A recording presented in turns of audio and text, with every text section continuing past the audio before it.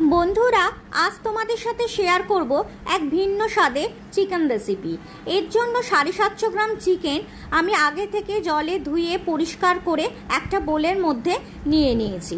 এর মধ্যে আমি হলুদ গুঁড়ো, কাশ্মীরি লঙ্কার গুঁড়ো, ধনে গুঁড়ো, জিরে গুঁড়ো, গরম মশলা গুঁড়ো, গোলমরিচ গুঁড়ো, একটু টমেটো সস, 1.5 চা চামচ আদা বাটা, তার সাথে একটু কাঁচা লঙ্কা বাটা, 1 চা চামচ রসুন বাটা আর 3 চা চামচ টক দই আগে থেকে ফেটিয়ে রেখেছিলাম, সেটা দিয়ে আমি মাংসটাকে ভালো করে ম্যারিনেশন করে রাখবো প্রায় 40 মিনিট থেকে 1 ঘন্টা।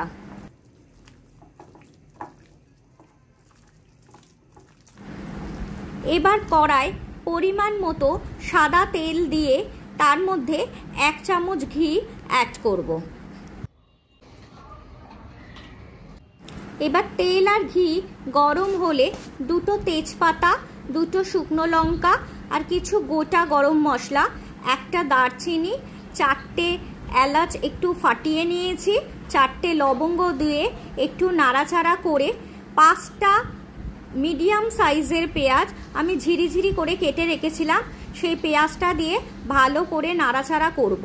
আর উপর থেকে একটু পরিমাণ মতো নুন ছড়িয়ে দেব, যাতে পেঁয়াজটা তাড়াতাড়ি একটু ভাজা ভাজা হয়ে যায়।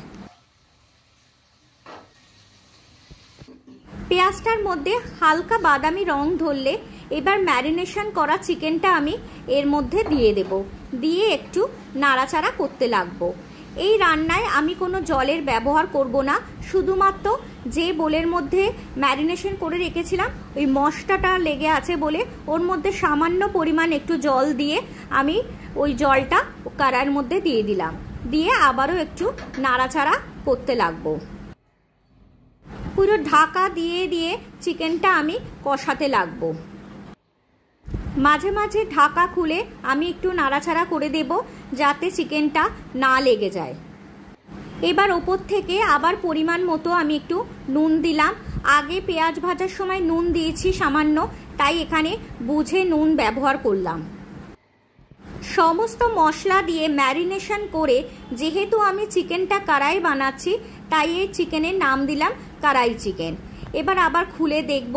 এবার বাজারে পাওয়া যায় সানরাইজ কি এভারেস্টের চিকেন মশলা, তার থেকে হাফ প্যাকেট আমি এর মধ্যে দিয়ে দিলাম একটু ফ্লেভারের জন্য। এবার বাসন্তী পোলাওর সাথে সঙ্গে একটু রায়তা দিয়ে এরকম একটা চিকেন হলে লাঞ্চটা জমে যাবে।